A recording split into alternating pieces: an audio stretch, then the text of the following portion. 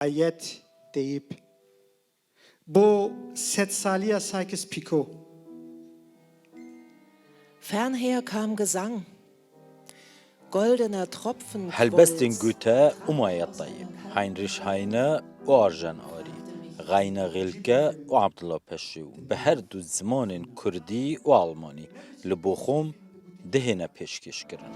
لجم دمعز چقاس دردبي ببه نزيكي منيتو دكتور عبد الله إنجاكان جباكور كردستان برهمن كلاسيكن ألمانان گرینه کردی و نوژن کردان با آلمانی ورگه راینه او ورگه رو زمانزانه که پر برهم و دلسوزه کردیه هلبست شعير لسر مجازا آفاده به يعني تو د جهانا يكو كتابت خونه هلبستت خونه شعيرت خونه تو د سروي دا صورتن آفاده کی وینه یان چیدی کی و گاوا اف مجاز اف صورت اف وینه زخم بن و گرام بن و دمی تو دلی خواندوان اوروپیت کاریج شعیرا کردی را مجارین کردی را وبکی یعنی گره تکستین خوش بن تکستین بکار بن خطابی مجی و دلی خواندوان اوروپی بکی گاوا تکست بیا آی بن آمادن جرا دریه دلی خو وبکن دریه مجی خو جرا وبکن. Trinke du daraus ebenfalls eine Handvoll dazu und gehe vorbei.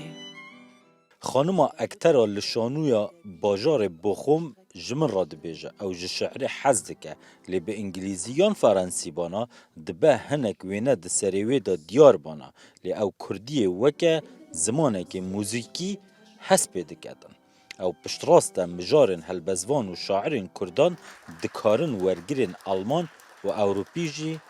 قزنج بکن. Da bin ich mir ganz sicher. Das sind ja auch die großen Themen der Kunst.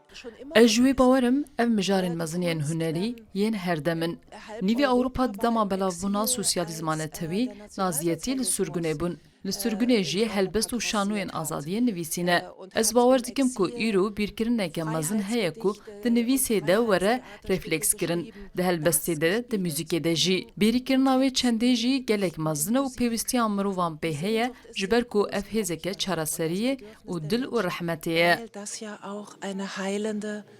ja, und eine tröstende Kraft hat.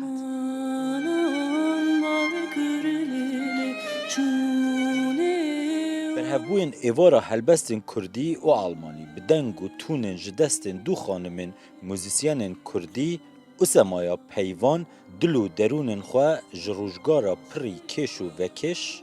دور کرن. زناشینو روداو بخوم آلمانیا